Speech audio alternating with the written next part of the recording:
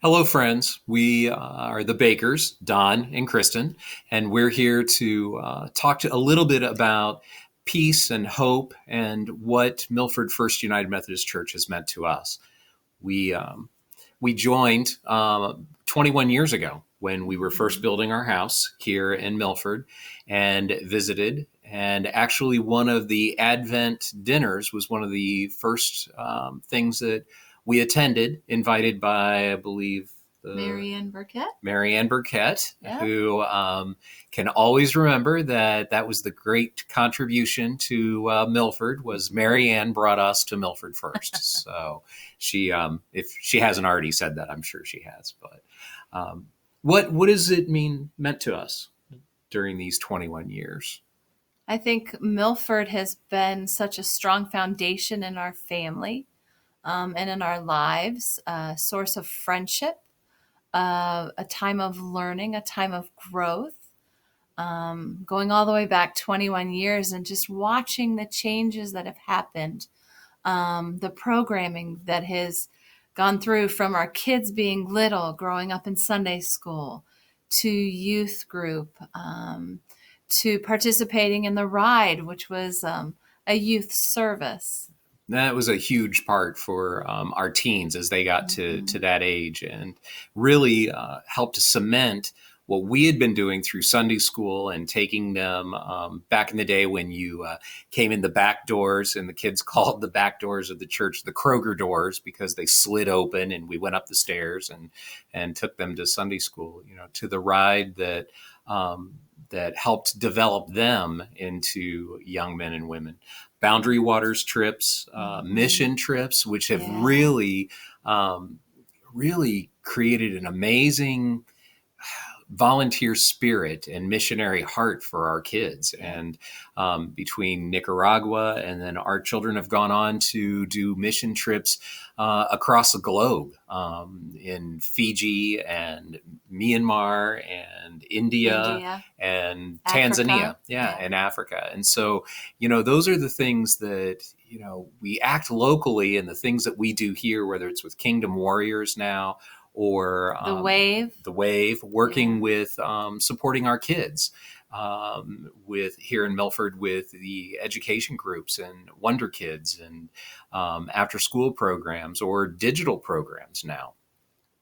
This year's been hard for Yeah. everyone, whether it's being quarantined for the length of time that we have been, or coming back and forth being quarantined now.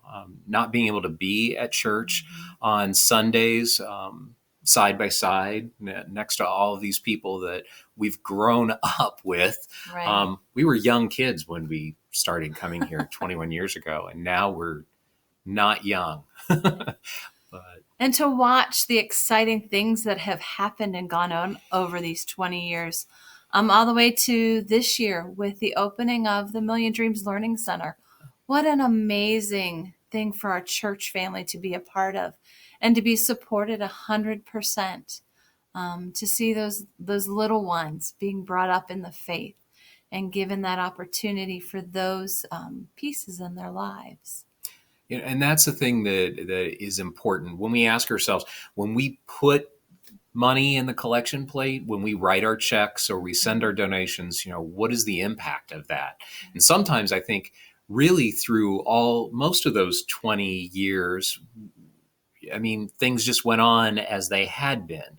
And so you didn't really see the impact. And this year with Million Dreams, my gosh, what we have been able to support and do, and the impact that it's bringing on the community is incredible. And no church grows without youth. And sometimes we forget that, especially as we get a little older. We forget that those crying babies will one day be our elders sitting in the church and carrying on the torch for another 200 years. And that's the thing, that supporting the church now is so important during this time. Whether you are at home or you're able to be a part in person, it's important for the church to continue to be a beacon and a light in Milford, that we support it. and we continue to be part of the hope for tomorrow. And so thankful that we at least get the opportunity to be online, to see who we're worshiping with from home, even if it's from the couch. I know I can't wait to come back and give everybody hugs and be with people when it's safe and when it's time. And until then, we have each other. We can reach out in other ways and know that the church loves us and we love everybody there. That we have to hold on to that faith and know that God's got a greater plan, but the church has to be the center of it. So we want to wish everybody a Merry Christmas and Yes. stay safe. And Yes. we can't wait to be with